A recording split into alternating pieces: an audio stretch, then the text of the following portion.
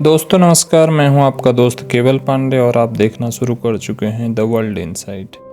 आज हम बात कर रहे हैं भारत के 13वें प्रधानमंत्री तथा राजनीति और अर्थशास्त्र के एक अद्वितीय व्यक्तित्व, विनम्रता, विद्वता और ईमानदारी के प्रतीक डॉक्टर मनमोहन सिंह के बारे में।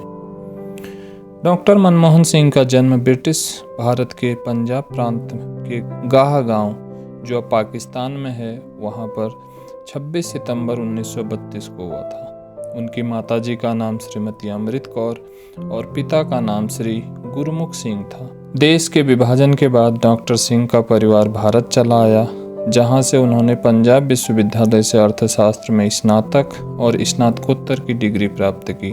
तदुपरांत इंग्लैंड के कैम्ब्रिज विश्वविद्यालय से अर्थशास्त्र विषय में पीएचडी और इंग्लैंड के ही ऑक्सफोर्ड विश्वविद्यालय से डीफिल की उपाधि प्राप्त की।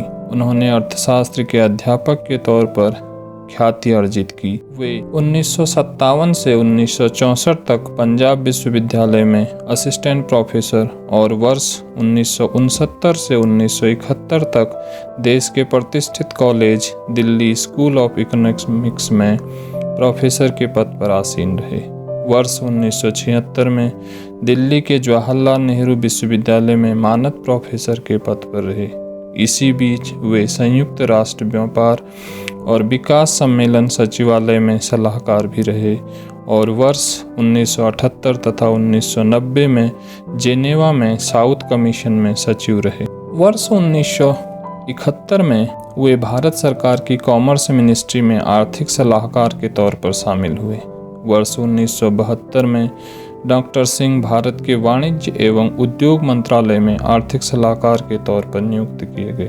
तदुपरांत वित्त मंत्रालय में सचिव, योजना आयोग के उपाध्यक्ष, वर्ष 1982 से 1984 तक भारतीय रिजर्व बैंक के गवर्नर, प्रधानमंत्री के सलाहकार और विश्वविद्यालय अनुदान आयोग के अध्यक्ष के पदों पर आसीन रहे। वर्ष 1985 में श्री राजीव गांधी के शासनकाल में उनको भारतीय योजना आयोग का उपाध्यक्ष नियुक्त किया गया। इस पद पर उन्होंने निरंतर 5 वर्षों तक कार्य किया, जबकि 1990 में ये प्रधानमंत्री के आर्थिक सलाहकार बनाए गए। जब श्री पीवी नरसिंह राव प्रधानमंत्री बने तो उन्होंने डॉक्टर मनमोहन सिंह को 1991 में अपने मंत्रिमंडल में सम्मिलित करते हुए वित्त मंत्रालय का स्वतंत्र प्रभार सौंप दिया।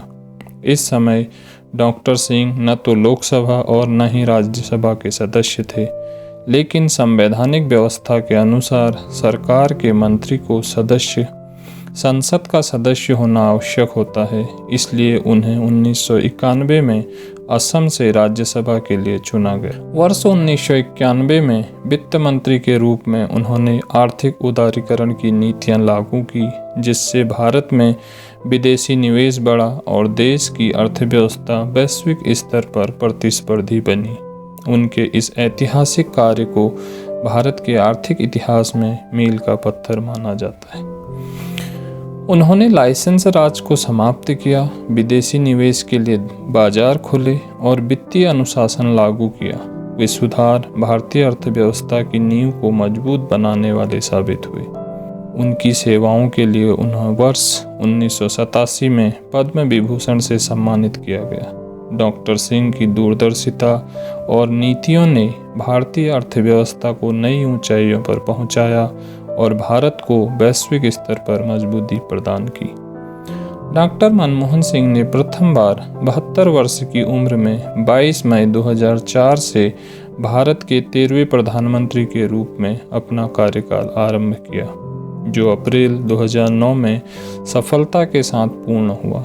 इसके पश्चात लोकसभा के चुनाव हुए और भारतीय राष्ट्रीय कांग्रेस की अगुवाई वाली संयुक्त प्रगतिशील गठबंधन पुनः विजयी हुआ और डॉक्टर सिंह वर्ष 2009 में दोबारा प्रधानमंत्री पद पर आसीन हुए। वर्ष 2004 से 2014 तक भारत के 13वें प्रधानमंत्री के रूप में डॉक्टर सिंह ने शालीनता और समन्वय पर आधारित नेतृत्व का उदाहरण प्रस्तुत किया।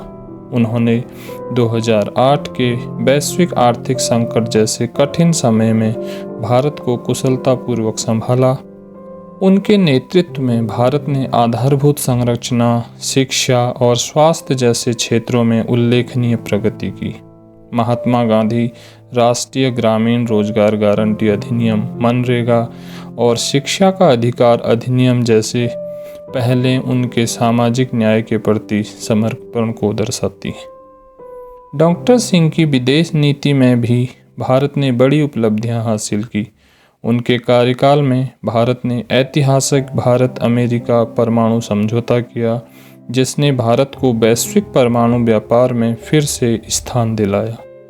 पड़ोसी देशों के साथ शांतिपूर्ण संबंध बनाए रखने और राष्ट्रीय सुरक्षा को प्राथमिकता देने की उनकी नीति संतुलित कूटनीति का उदाहरण। डॉक्टर सिंह ने हमेशा सादगी और विनम्रता से अपने कार्यों को अंजाम दिया। उनका शांत स्वभाव और सामूहिक प्रगति पर ध्यान केंद्रित करना उन्हें सभी राजनीतिक दलों के बीच सम्मान दिलाता है। एक विद्वान और विचारक के रूप में डॉक्टर सिंह का जीवन अकादमिक अध्ययन और नैतिक प्रशासन के आदर्शों से प्रेरित रहा। संयुक्त राष्ट्र में उनके योगदान से लेकर भारतीय रिजर्व बैंक में उनकी भूमिका तक उन्होंने भारत की आर्थिक नीतियों को गहराई से प्रभावित किया। एक विद्वान और विचारक के रूप में डॉक्टर सिंह का जीवन अकादमिक अध्ययन और नैतिक प्रशासन का अमूल उदाहरण था। भारत की आर्थिक प्रगति और स्थिरता में ऐतिहासिक योगदान देने वाले डॉक्टर सिंह का निधन 92 वर्ष की आयु में 26 दिसंबर 2024 को दिल्ली में हुआ। उनको श्रद्धांजलि देते हुए हम एक ऐसे जीवन का सम्मान करते हैं जो राष्ट्र सेवा के लिए समर्पित रहा। उनकी विरासत आने वाली पीढ़ियों के लिए प्रेरणा का स्रोत है, जो यह सिखाती है कि विनम्रता, दृढ़ता और प्रगति के प्रति अडिग समर्पण से महान कार्य संभव हैं। भारत इस महान देश का, इस महान नेता का हमेशा ऋणी रहेगा, जिनकी दूरदृष्टि और नीतियां आज भी देश को मार्गदर्शन प्रदान करती हैं।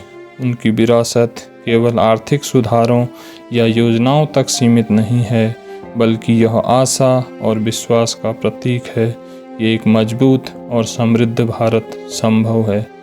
अलविदा सिंह साहब, आपका दिखाया गया मार्ग हमेशा हमारा मार्ग प्रशस्त करेगा। Thank you so much, what ever you have done for this country. Thank you so much. अलविदा।